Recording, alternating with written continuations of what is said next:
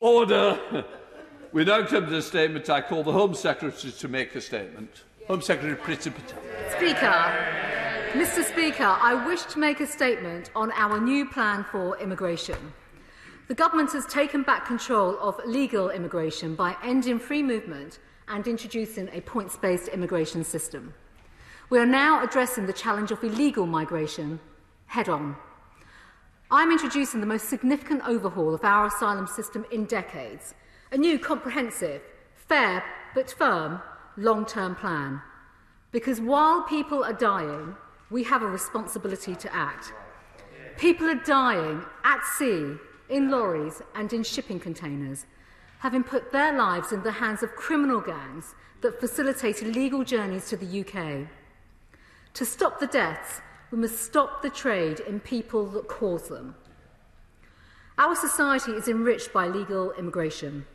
We celebrate those who have come to the UK lawfully and help build Britain. We always will. Since 2015, we have resettled almost 25,000 men, women and children seeking refuge from persecution across the world, more than any EU country. We've welcomed more than 29,000 close relatives through refugee family reunion and created a pathway to citizenship to enable over 5 million people in Hong Kong to come to the UK. Nobody can say that the British public are not fair or generous when it comes to helping those in need. But the British public also recognise that for too long, parts of the immigration system have been open to abuse. At the heart of our new plan for immigration is a simple principle: fairness. Access to UK's asylum system should be based on need, not the ability to pay people smugglers. If you enter illegally from a safe country like France, where you should and could have claimed asylum, you are not seeking refuge from persecution, as is the intended purpose of the asylum system.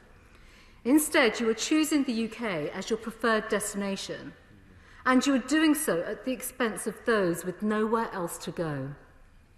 Our system is collapsing under the pressure of parallel illegal routes to asylum, facilitated by criminal smugglers.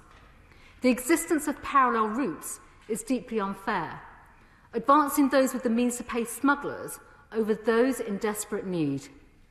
The capacity of our asylum system is not unlimited, and so the presence of economic migrants, which these illegal routes introduce, limit our ability to properly support others in genuine need of protection. This is manifestly unfair to those desperately waiting to be resettled in the UK, and it is not fair to the British people either, whose taxes pay for vital public services and an asylum system which has skyrocketed in costs, now costing over £1 billion this year. There were more than 32,000 attempts to enter the UK illegally in 2019, with 8,500 people arriving by small boat in 2020. Of those, 87% were men. 74% were aged between 18 and 39. We should ask ourselves, where are the vulnerable women and children that this system should exist to protect? The system is becoming overwhelmed. 109,000 claims are sitting in the asylum queue, 52,000 awaiting an initial asylum decision, almost three-quarters of those waiting a year or more. 42,000 failed asylum seekers have not left the country, despite having their claim refused. The persistent failure to enforce our immigration rules, with a system that is open to gaming by economic migrants and exploitation by criminals, is eroding public trust and disadvantaging vulnerable people who need our help. Which is why our new plan for immigration is driven by three fair but firm objectives. First, to increase the fairness of our system so we can protect and support those in genuine need of asylum.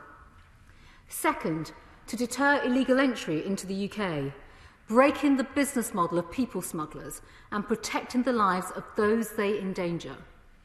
Third, to remove more easily from the UK those with no right to be here. Let me take each in turn, Mr. Speaker. First, we will continue to provide safe refuge to those in need, strengthening support for those arriving through safe and legal routes. People coming to the UK through resettlement routes will be granted indefinite leave to remain. They will receive more support to learn English, find work and integrate. And I will also act to help those who have suffered injustices by amending the British nationality law so that members of the Windrush generation will be able to obtain British citizenship more easily. Second, this plan marks a step change in our approach as we toughen our stance to deter illegal entry and the criminals that endanger life by enabling it. Many illegal arrivals have travelled through a safe country like France to get to the UK, where they could and should have claimed asylum. We must act to reduce the pull factors of our system and disincentivise illegal entry. For the first time, whether people enter the UK legally or illegally will have an impact on how their asylum claim progresses and on their status in the UK if that claim is successful. We will deem their claim as inadmissible and make every effort to remove those who enter the UK legally, having travelled through a safe country first, in which they could and should have claimed asylum. Only where removal is not possible will those who have successful claims, having entered illegally, receive a new temporary protection status. This is not an automatic right to settle. They will be regularly reassessed for removal and will include limited access to benefits and limited family reunion rights. Our tough new stance will also include new maximum life sentences for people smugglers and facilitators, new rules to stop unscrupulous people posing as children, and strengthening enforcement powers for Border Force. Third, we will seek to rapidly remove those with no right to be here in the UK, establishing a fast-track appeals process, streamlining the appeals system and making quicker removal decisions for failed asylum seekers and dangerous foreign criminals. We will tackle the practice of meritless claims which clog up the courts with last-minute claims and appeals, a fundamental unfairness that lawyers tell me frustrates them too. Because for too long, our justice system has been gamed. Almost 3/4 of migrants in detention raise last-minute new claims, challenges or other issues, with over 8 in 10 of these eventually being denied as valid reasons to stay in the UK. Enough is enough. Our new plan sets out a one-stop process to require all claims to be made up front. No more endless, meritless claims to frustrate removal. No more stalling justice. Our new system will be faster and fairer and will help us better support the most vulnerable.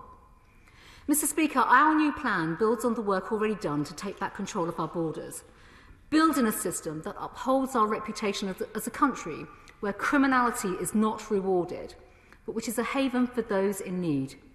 There are no quick fixes or shortcuts to success, but this long-term plan, pursued doggedly, will fix our broken system.